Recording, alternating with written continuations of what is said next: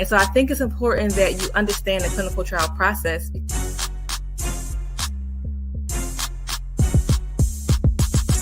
I'm not saying that the pill is bad. I just want you to think about how to make health decisions for yourself.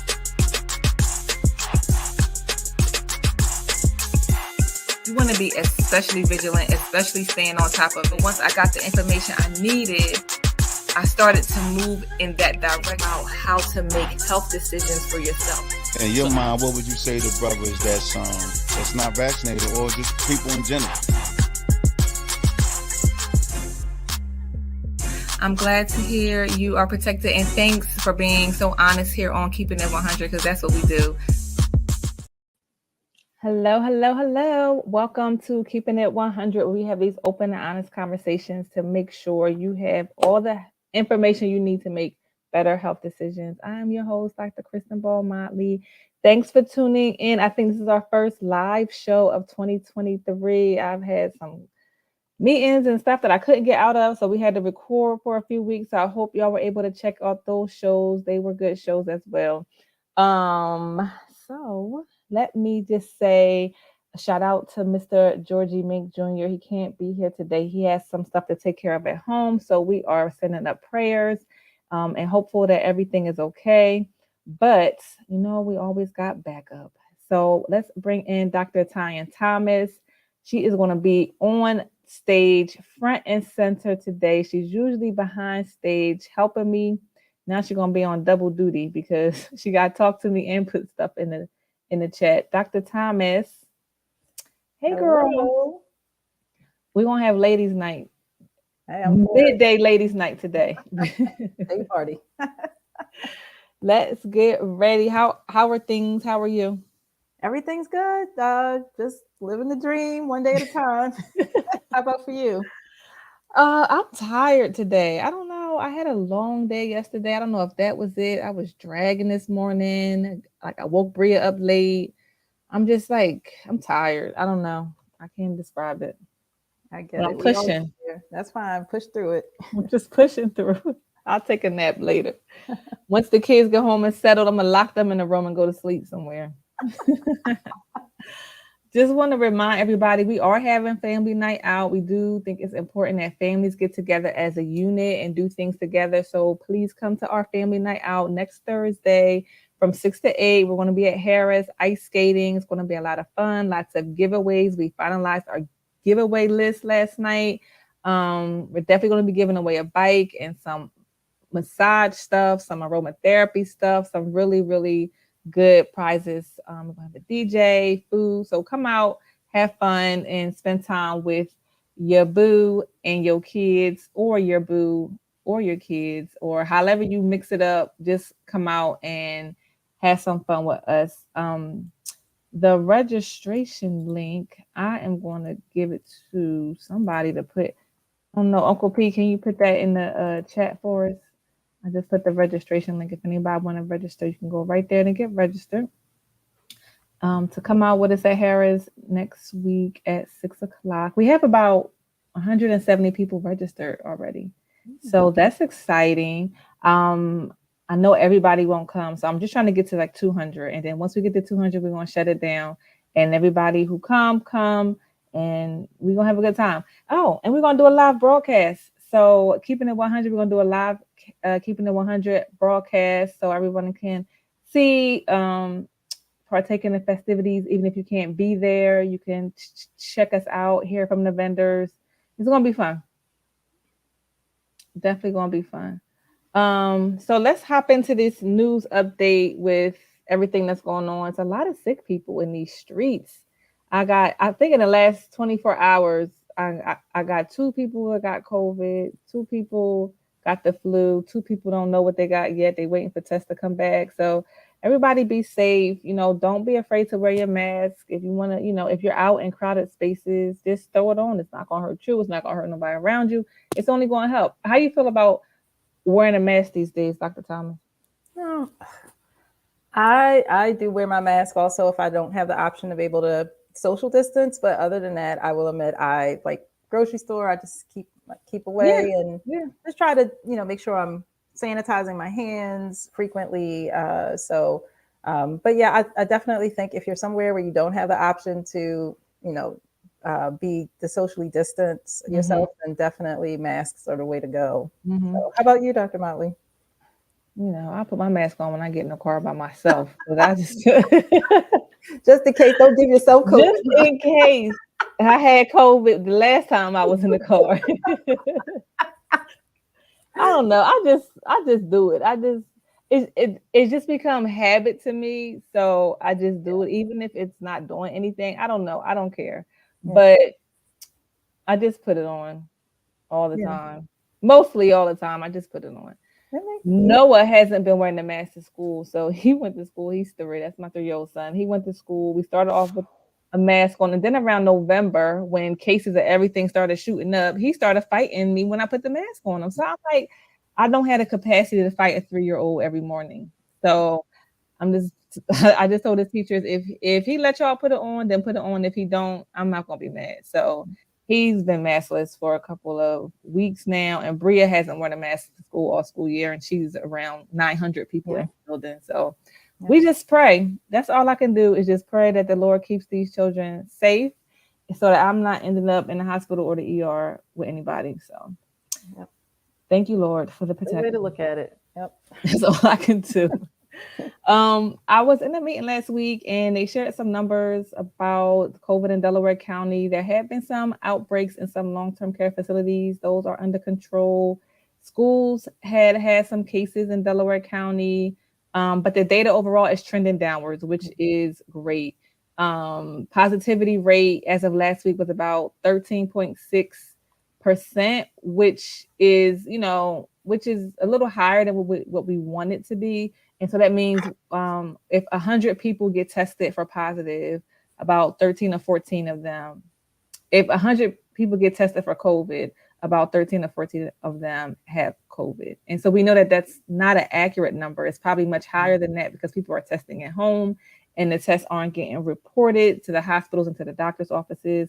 People don't have symptoms and they don't test at all, but they're spreading COVID. So we know that number is a little lower than what the real number is. So, just know that there's viruses, not just COVID, flu, strep throat, like regular stuff is just still in circulation right now. So everybody just be safe. And if you need a free test, the government is offering free tests. You can go to covidtest.gov, again, covidtests.gov, and get tests mailed to your house, which is nice. Doing my double duty right now, putting it in the chat. Thank you. Did you get your new COVID test shipment? Did you request it? No, I didn't even know until prepping for the show that they were doing another set. So I have to go in and get it. Yeah. So I put an order in. I didn't get it yet though. I'm gonna have to look into that. But if you ever come to any of our events, we always offer free COVID tests. So just stop past the table and get COVID tests. We'll definitely have them at the ice skating event at Harris next week. One thing that came up recently is the FDA got some alerts that the Pfizer booster may be causing an increased risk in stroke for people over 65. And so that was an alert. They looked into it and they found out that was not the case. So I'm not really sure what prompted the alert, but they looked at a bunch of data. They looked at the hospital data that has to be reported to the CDC. They looked at the data that everyday people in doctors' offices submit about what side effects they experience if they get any vaccine. It's called the VAERS, VAERS. So if you ever get a vaccine and you experience any side effects, you can always go to the VAERS system to report it. So again, that's VAERS and report it there. They looked at that data. They looked at all the studies that have been done for the booster in the US and studies around the world. They looked at a whole bunch of data and they did not find any correlation between people over 65 who got the booster, the Pfizer booster, having a higher risk of stroke. Yeah.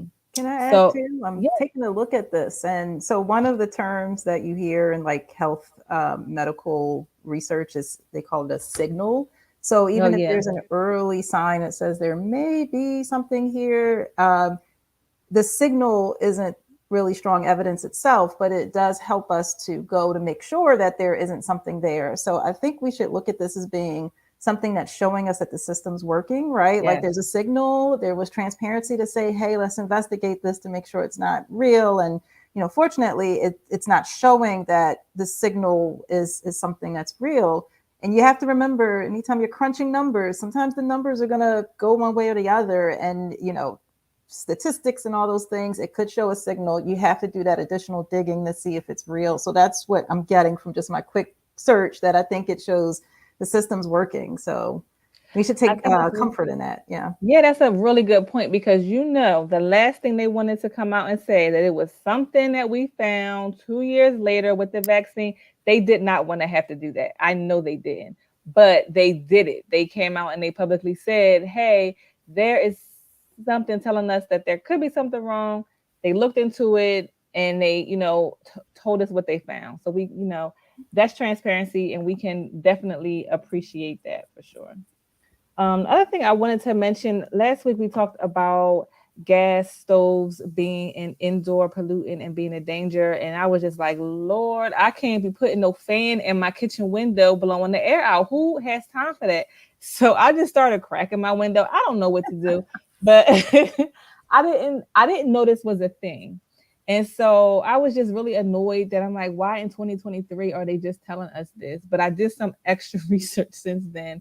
And I realized they knew this since like the 80s. So this is not even a new thing. There have been studies that came out decades ago that said, that showed that indoor sources of gas from heaters and stove add to the indoor pollutants that are in our house. And they're not safe for us. But lobbyists can get, you know, they're saying things and then they suppress this information. And so when new information comes out and then something else happened, like some mass killings or some shootings or something, it distracts us from all this other stuff that's happened. I mean, it's not a distraction because we need awareness of that, but it's just so much going on. You just can't keep up with all of it. And it's just hard. And so I just wanted to say that this thing with the gas stoves is not new. It's been around forever. It's just hitting the news cycle again for some new studies that have been done, but it's not new overall. Dr. Thomas, do you have any insight on that, or how do you feel about it? I feel like I might have heard something about this a while ago, but it was like, the 6, 7 story and like an hour news report, how that goes. But Yeah. I don't know. But to your point, you're right. It's like one of those things that, the story gets a narrative to it. So back in the 80s, whoever saw this data, someone made the decision to say, oh, this isn't anything to worry about, whether for profit or for whatever reason. And so, I'm coming to learn and appreciate that you just have to see when the story comes back, just try to do your due diligence and look into it for yourself. But I mean, there's just so much information out there, right? Like we can only take it as it comes and then, just give ourselves grace to know, like we aren't going to know everything. And like, we have to try not to worry about some of these other things too much. Do you know what I mean? Like, I think that's where I am with it. Now, funny, I have a electric stove, which does not cook as well as my gas stove. So then I'm wondering, I'm like, I guess after all this complaining about my electric stove, I should be happy. But it's like a trade-off, right? It's like, okay, you're getting food that's cooked, that's healthy for you. You know what I mean? And then the balance of that with this increased risk of these environmental toxins, like, how are you weighing that all together? And I think that's how I get through the day, because otherwise we'll be worried about every single decision point, right? You just kind of stay like, let me just go in the little corner of the house where there's no risk. Me. But I was like, I'm going to cut off all your news sources. Like, you cannot read the news anymore because you are driving me crazy. We're gonna have to filter it for you. Someone's gonna have to like screen it. We're like, no, I need the highest risk stuff. Like, just send me the highest I'm gonna die and within the next 10 years if I don't make this change kind of stuff.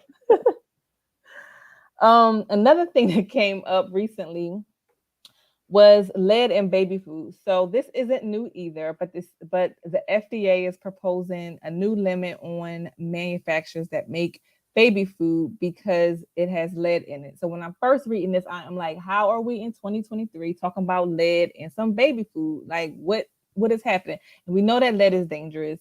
It causes, especially in small children and developing brains, it causes learning disabilities. It causes behavior problems, lower IQ, heart problems, immune issues. Like it's a thing, which is why I cannot forgive when they poison or allow the water in certain cities in America to be poisoned and exposing these children to lead. It's ridiculous. I'm not even going to get on that today, but lead in our food, which is a widespread thing because all kids eat baby food. So I'm just trying to figure out how is lead in the food. But upon further research, I had to take 3 deep breaths and find out that lead is just in the environment.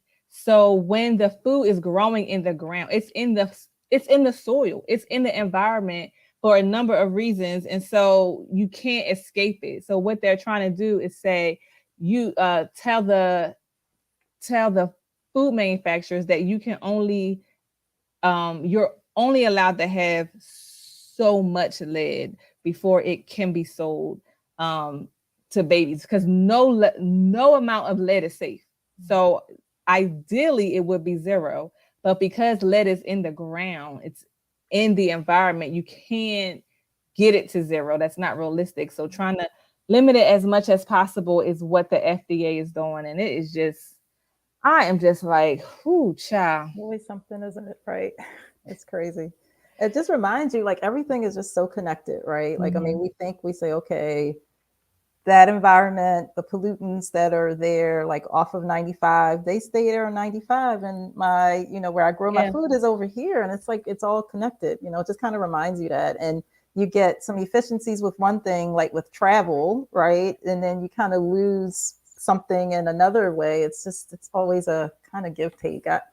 It's so hard to process. It's so much stuff. Like we were saying, Dr. Motley, like really just have to stay home and just like kind of put yourself in bubble wrap.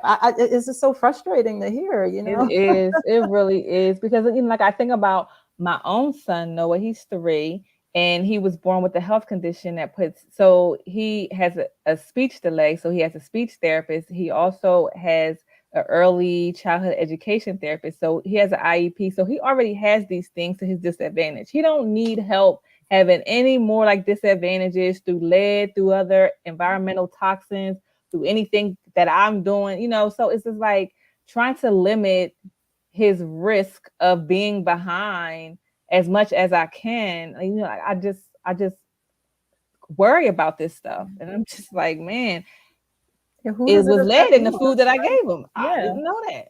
Who does it affect? But I can't avoid it. It affects people who don't have that luxury of sitting there and getting the organic stuff chopping it from scratch. And, it's just one of those things that always affects us like working class, like fill in the blank of who us is. But, people where we're relying on, that our food is safe and we're getting it from the shelf and we think it's regulated. So it's just so frustrating, so. But thank you for sharing it with us, though. And I guess the other thing, I don't have the answer to this, but now I'm already thinking, well, where do I go to keep track of this? So I think that's the other part of this that we probably should think about for the audience. Where do we answer? You go to Keeping It 100 every Wednesdays at 12:15. I'm going to read it. Like, I'm going to stay up on it and I'm going to let y'all know. And I'm going to let y'all know how I feel about it. But in terms of additional information, I don't even want to direct people to the internet because you can't believe everything you read on the internet. Like, so I put in a search for baby food lead, and the first page came up like 20 hits, and I only really trusted 2. But if you don't know what to look for and how to find information that is reliable, you might click on the first thing you see, and who knows what you're going to read there. And so we did a couple shows on that. I'm always recommending using websites that end in .gov for the government, although I know you can't trust the government all the time for everything. But for health, in terms of health, I think, I feel comfortable trusting what comes out of what comes out of the government for help. Like, what do you think, Dr. Thomas? I agree. And find reliable sources like Dr. Motley, who's going to screen everything. She's going to take on all the anxieties, break it down for us into like actionable items and everything. So the best I can. The other websites that I recommend is .edu. So these are from institutions of higher learning where there are healthcare providers and researchers and scientists who are working on these things and writing about them. So if it ends in .edu, I tend to trust it. And if it ends in .gov, other than that, just skip it. Skip the .org, skip the .coms, because it's just too much to try to figure out, is this real? Is this fake? It's just overwhelming. Yep. So that's my take. That's where I have come in terms of finding health information online. The one last thing I want to say about this lead thing is that one of the articles that I read had said that giving your child fruit juice is like one of the worst ways to expose them to lead. For some reason, there's high amounts of lead in fruit juice. And I know our guest today will talk about this too. And I may get the words wrong because I know she's intentional of how she uses words to talk about food. But there's not a lot of, there is nutrition in fruit juice, but it's not a balanced, nutritious thing to drink. You'll be better off just giving a child water as opposed to fruit, because it's a bunch of sugar. Right. It's so much sugar and juice that may not be offering the nutritious value that would be helpful to a child. And plus it has high amounts of lead in it. So we got to stop with the fruit juices, especially in younger children. I think they're saying, especially in children that are less than 2 years old. So that was one big takeaway and an eye opener for me, that fruit juice is packed. I'm not gonna say packed with lead. It has high amounts of lead, and so just don't give your kids fruit juice. Take the fruit instead. Maybe like the actual fruit itself more so than the juice. Look at Stacey. Dr. Motley done said something wrong. Let's bring in. I know. P. Potter in. I was thinking something else, and then I just appeared on the screen. I'm like, Hey, Stacey. So this is a good transition to bring you into the show. Welcome back. You are no stranger. We all know you are a mom, a wife, an author, a designer. You have products, Melanated Magic. I was like, what am I designing? But yes, okay. Book bags and pencil cases and like all kind of stuff. Registered dietitian, of course. And so we definitely want to have you on the show today to talk about our eating, mostly as adults, but when this lead story came up, I wanted to hear what you had to say about that, if you heard of it. Well, there's a lot of things I could say. The one thing that first came to mind, I like to grow food, and I realize everybody doesn't like to grow food, but people, specifically farmers, local farmers, this is something that they check on, the amount of lead in their soil. So if you're worried about lead in your soil, I recommend trying to get your produce, even if it's not organic, from like farm stands or places where local farmers are going to show up in your area. Oh, because local farmers will check because they care about it. Whereas like a large farmer that's on like the Midwest somewhere, they just trying to sell product to the grocery store. Well, I won't necessarily say that that's the case, but what generally happens is small farms, like they pride themselves on having quality produce because that's the only way they're going to survive. If you have this, all this land and you're able to produce tons and tons of vegetables or fruit or whatever it is, it's a little bit different. So smaller farms, they'll show up at different events and co-ops and things like that. And you can even ask questions like, do you check for lead? So you just have this closer dynamic with those farmers. So I'm a huge supporter of eating local and supporting small local businesses. So that's one thing. And the other thing that I wanted to mention, this doesn't necessarily just hit on the lead, but the EPA is where I would go to find out more. So that stands for the Environmental Protection Agency. Every year they put out a list of the produce that has the highest, now this is going to be pesticides, but this is still like things that your fruit or vegetables are grown in, the highest levels of pesticide residue. So if Is you that are the Dirty somebody, Dozen? Is that what it's called? The the Dirty Dirty Dozen? Dozen and Okay. the Clean 15. Okay. So if you know, maybe you don't have transportation to a small farm, at least choosing those produce most frequently that are on the Clean 15 list would be something that I'd recommend if you're worried about pollutants. That's good. Good stuff. Good reminders. I know we talk about this every time, but I need to be reminded every time. So thanks for bringing those up. Thank you. Thank you. Thank you. So yes, I wanted to bring you on today. I know we're still in January. People are still working toward their New Year resolution, their 2023 health goals. And I thought it would be, I thought it would be a good idea to bring you in to talk about the foods that we eat. One of the reasons that I wanted to talk about this was because there are there's a thing called long COVID that a lot of people don't know about. And long COVID occurs when you have COVID, the infection resolves, but then you have these lingering symptoms that like stay around, and they can impact you for weeks, for months, for years. So people can have problems with their lungs, their heart, their nervous system, their sleep. And so a lot of the research that we know so far is that people with certain health conditions are at increased risk of having long COVID. And so those are people who have like diabetes, people that have heart disease. And so I know that a lot of the foods that are common in the African American community are not the nutrient figure how to dense. say nutrient dense. I'm like, I gotta use Stacey's words, are not nutrient dense. And so I wanted to talk about ways that we can, still honor our traditions and eat foods that we like, but that may be helpful when we have diseases like heart disease and diabetes, so that when we get conditions like COVID, we're not experiencing the worst of it forever. So I thought it would be good and good timing to talk about this. And so like I kind of want to start at the beginning, looking at our history here in the US. What are your thoughts on how we created the soul food habits of eating that we have today? Is there a historical context? So there's absolutely a historical context.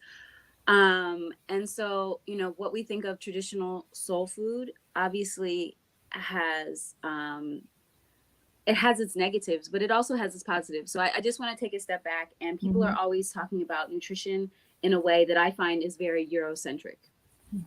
They're just talking about the actual nutrition or nutrients in food, but we also have to remember that there is there's a cultural component. There's that mind and body, that relationship. So if you tell somebody that they have to eat, boiled chicken every day and I don't know, lima beans, it just deflates you, right? So we're not especially lima beans. So there is a certain amount of joy that has to come into the foods that we choose. So I want to put that there as well. So when I talk about food, it can't always just be strictly about nutrition, because at the end of the day, you'll try to do that, and then you'll be so upset and disappointed and wanting that you're just going to forget all about the nutrition and you're going to go to these other things. So I think it is a balance. I think when you think of it that way, soul food becomes really remarkable to me. That our ancestors were creative enough to take these foods that were, considered leftovers and do something and make them wonderful. Okay, so we should have some pride in that food. We shouldn't always call soul food negative. But the thing is, it's not an everyday food. And that's the big piece. Is there's foods that I like to call, foods that you can enjoy on a regular basis, and those would be everyday foods. And then there's foods that might be more rich, And those are foods that we're going to eat in smaller quantities. And for example, if there's something that we really want, let's say it's a party or an event, you certainly can have these things. And I like to practice a love it or leave it mentality. So let's just say you're going to a wedding or a funeral or a barbecue or whatever it is. Maybe it's Thanksgiving. You know the type of foods that you really enjoy, whether they're soul foods or other foods, those decadent, those rich foods. And so whatever the event is, when it comes to mind, like, oh, I know that my grandma's, sweet potato pie is going to be there. Or I know this is going to be there, and you're excited for it. Give yourself the liberty to have that thing, right? Kind of almost have a game plan going in. Like, if this is there, I'm going to have this. Like, this will be my protein. These will be my vegetables. This will be what I'm choosing. And then leave all the other stuff. If it didn't come to mind, you're just eating it because you see it. That's true. Can I say one thing right there? So when we had Dr. Walls on, I think she was on 2 weeks ago, and we talked about behavior change and sticking to our New Year resolution. One of the things that she said, you have to have a plan. If you don't have a plan, you're not going to stick to it. Like, you can say you want to lose weight, or you can say you want to fit these jeans, or you can say this and say that. But if there's no plan, it's not going to happen. And so I just wanted to give you a shout out, because you just said the same thing. Like, have a plan and know what it is that you're willing to eat or that you really want to eat. And then, do your best to stick to the plan. Yeah. And I say that as well. When I talk about meal planning, I have my 3 Ps. And sometimes the plan is for you not to do it. It's to outsource it, but you plan that. Yeah, like, exactly. I know I can't take this responsibility, so I'm going to hire a service or someone else to do this for me. That is still a plan. You thought ahead of what's going to happen in a day, a week, or whatever. So you're absolutely right that you cannot eat well without a plan. Yeah, it's true. You cannot achieve any of the goals that you set without creating a plan for it. That is just what it is. It's just going to be a goal in your head. So I was going to ask you about, how do we navigate like the funerals and the weddings? Because unfortunately, funerals are very sad occasions, but the repast is where you'll see a smile on my face because I'm looking at the fried chicken. Well, I don't really eat chicken, but like the fried fish and like the macaroni and cheese and the sweet potatoes. And I'm like, yes, I'm about to have a good meal. But you said, kind of have it in your mind before you even go in.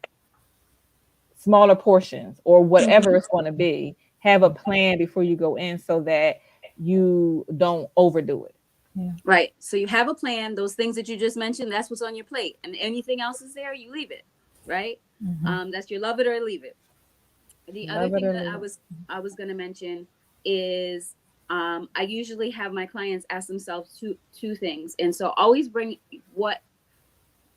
when it comes to food, always bring what your goals are back to the forefront. Okay. So I always have them ask themselves 2 questions. And the first one is, whatever this is eating in line with my nutrition goals. So it's either a yes or a no, right? So maybe the sweet potato pie isn't. And then the follow-up question is, does it bring me joy? Okay. So if you ask yourself those 2 questions and you have a plan, you're definitely in the right direction. And the reason why I asked the second question is, if it's, you haven't had this sweet potato pie in 5 years, eat the pie. Like, please eat the pie and enjoy it. Right? Eat the cake. Right. It reminds you of your grandmother or whoever or whatever. Eat it and enjoy it. It should bring you that joy. But there is no way that you can eat sweet potato pie every day of the week and have no guilt about it. So when I say joy, you have to be just, like dancing, like this is great. Right. So when we're eating things and we know we shouldn't be eating it, or we feel guilty about eating it, that is the exact opposite of joy. It brings shame. So you can't possibly eat all these things that you like without ever having shame show up. And so that's what that number 2 is really about. So is it in line with your nutrition goals, and does it bring you joy? And Dr. Motley, I'm so sorry. Go ahead. No, go ahead. No, I was going to say the other part that goes along with this whole, how to navigate family events is, what about, a family member who kind kind of associates their love for you with the food you consume. So you get that auntie who's like, but I like made this chicken for you. And so that's another part of that whole thing that's like on the psychology side of things too, that I don't have an answer for, but I just know that's a real trigger as well. Right. Absolutely. And so between all of these things, going in with a plan, knowing, if a food brings you joy or not. And also, because there's always, if you really sit down and think about it, if you plan for these things, you know your auntie's going to be there. You'll be like, you know what, auntie, I'm full right now, but I'll take it home. I brought a container. I'm going to put it in here and I'll have it later. So there's like, if you are really thinking about it, there's always a rebuttal, and coming with your rebuttal to make that person still feel respected, but you also be able to stay in line with your goals is what's really important. And it just goes back to that plan.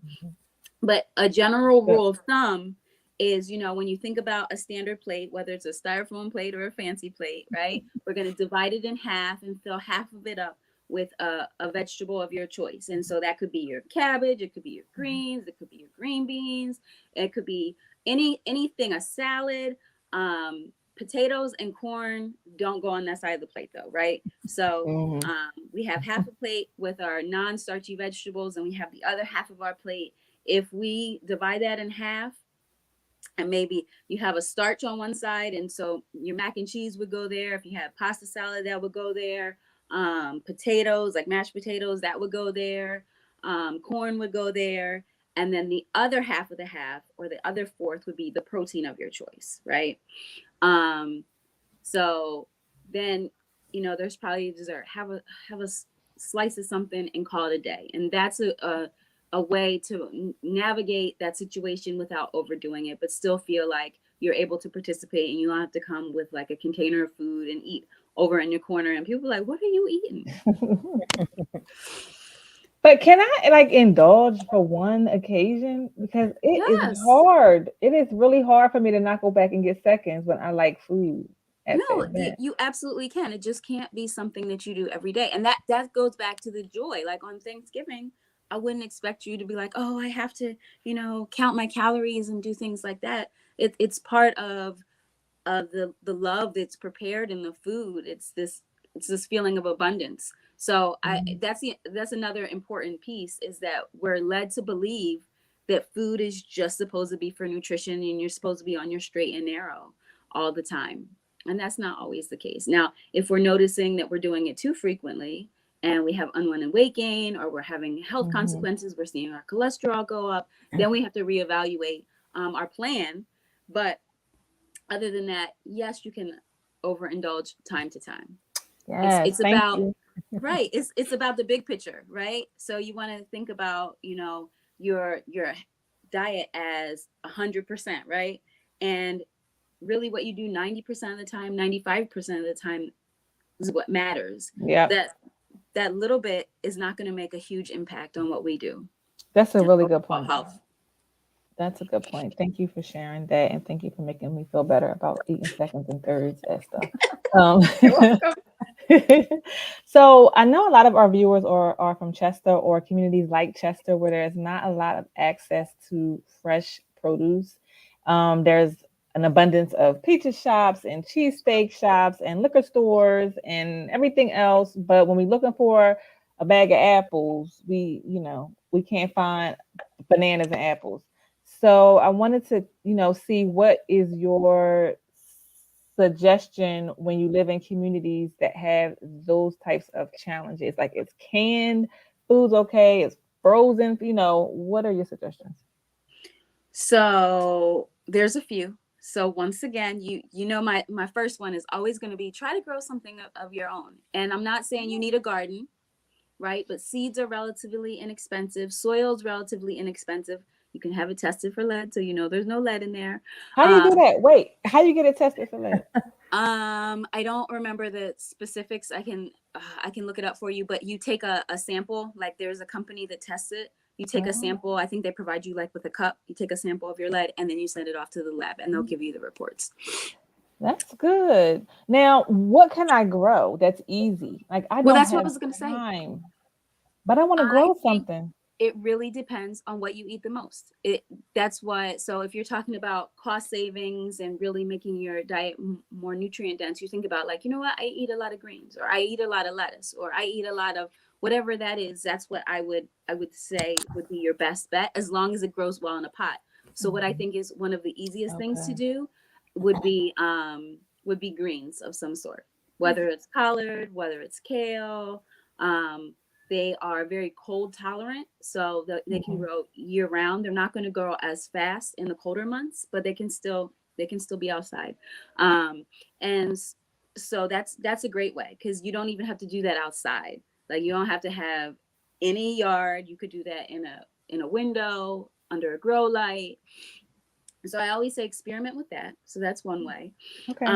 Going back to what I mentioned before, looking for local farmers. Sometimes they often travel to like parks and things in different neighborhoods and set up farmers markets. So see what farmers markets you might have that float around your city. And then going back to your other question, are the different forms just as good? I always say I would rather see you eat a vegetable than not. So I'm not going to knock any type of vegetables. I'm actually a huge fan of frozen vegetables because of their shelf life. And when they're picked, when they're harvested, they're flash frozen, which locks in the nutrients. And so frozen vegetables, you can get a bunch of them when they go on sale, throw them in the freezer, use it when you need it. Because what a lot of people don't realize about fresh produce, if we're not buying local, produce could come from Peru or Mexico or wherever. So it's harvested, then it has to be transported to your destination. Then it has to be stocked in the store. Then you're going to buy it. Then you're going to bring it home, might sit for a few days before you prepare it. And as it sits, it's losing a little bit of nutritional, what is the word? I don't know what's going on today. I don't have my words. Nutritional value. So sometimes that frozen produce can be just as nutritious, if not more nutritious, because it's flash frozen and locking in those nutrients. And so, that makes sense. Yeah, so those two are actually my preference. Canned is my plan B. I always say, I like to have a plan A and a plan B. I'm never gonna knock canned. But canned vegetables will have more sodium typically than others. And a way to get around that is just to make sure you're rinsing it multiple times to help draw out some of that extra salt content. And just make sure that they're not adding anything else to make it sit on the shelf. So, preservatives become another issue. It's not actually the vegetables itself, but what they need to put in it to make sure it's shelf stable. So just read those ingredients, make sure there's nothing in there that shouldn't be, that doesn't make sense. And make sure you're eating plenty of produce. Well, that's helpful. Thanks, Stacey. So we have a little plan to, still enjoy the history that we have attached with the foods that we love to eat, in a way that we can do it and be a little more conscious about the amounts and what types of food we're eating, and how to get some fresh vegetables that may come from our own gardens, or that may come from the freezer of a grocery store that we can get to. So that was helpful. And I see that Dr. Thomas put some resources in the chat. It looks like there's a farmer's market in Delaware County. Do you know where that is? I'm not familiar with that. It's a list of just different ones across the county. So there's they talk about Linvilla. There's one in Tinicum. I hope I'm saying that right. I'm sorry from that. So it's just got a list of different ones across the county. Okay. So, all right. Thanks. Yeah. So those are some options there for everyone as well. So this was good. Thank you. Now, just shooting back over to our ice skating event. I wanted to do something healthy. Next month is in February. It's Heart Month. So I reached out to Stacey and I was like, Stacey, what can we serve as something like healthy, heart healthy? And she came up with two fabulous ideas. A black bean brownie recipe that we're going to be serving some samples. I'm thinking about not telling people that it's a black bean brownie before they try it. I don't know. What do you think? Yeah, that's probably a good idea. Well, it depends on the texture, because if the texture is different, people are going to be like, what's the matter with this brownie? Yeah. So, Yeah. I warn them in some way, but maybe I won't tell them it's black. Yeah, can you just call it vegan? Like, well, if it's vegan, like just say this is whatever and not say what the ingredient is. It's a different kind of brownie. Just try it. Well, then people might think it's like, oh, THC brownies. like an edible. Oh, geez, you're right.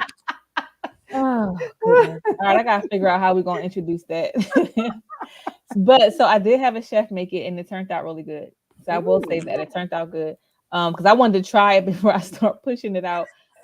Stacey, you also recommended a chocolate hummus, which is really, really good. I know you mentioned you had it at a birthday party. The last time I made it for one of my kids' birthday parties. Wow. And people liked it. So the chocolate hummus, we're gonna put that with some pretzels. It's really, really good. So thanks for recommending those, and shout out to you for helping me, because I don't know what I was gonna serve as a little healthy treats. But thanks for coming on the show today, Stacey. We're always glad to have you. I'm sure you'll be back soon. Thank you. Thank you. You're welcome. And can I just add, when we were talking about heart health, Yeah. If anybody is looking to improve their heart health, think about adding more red foods into their diet. So the coloring, the chemicals that give the red food the coloring, they're supportive of a healthy heart. So Yes. strawberries, pomegranates, apples, Tomatoes, right? Tomatoes, yep. So add those red foods. Red foods for red hearts. Love it, love it, love it. And that's an easy way to remember too. Thanks for adding that, Stacey. I'm writing it down, putting it in the chat. Oh, thank you. Thank you, thank you, thank you. All right, so let's close out. Want to remind everybody that the best way to protect yourself against COVID, short COVID and long COVID, is to get the COVID vaccine. So please make sure you are up to date on your vaccinations and all your boosters. Remember to register for Family Night Out. We are going to have a great time at Harris next Thursday, February 2nd from 6 to 8. The link is in the chat. It's a free event. Registration will be closing very soon, because I don't want to have like too many people there and then we can't have fun. It's gonna be too crowded. So register for that, and make sure you tune in to Keeping It 100 next Wednesday, and every Wednesday 12:15 you'll hear everything that's scaring me in the news about health, and I will try to help us all navigate it. I will try my best to help us all make sense of it and navigate it. Thanks, everybody. Enjoy your day. Thank you. Thank you. Bye. See ya.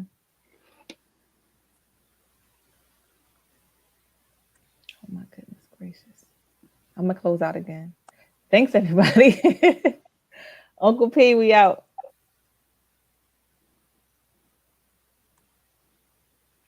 All right, everybody turn your cameras off. And mute.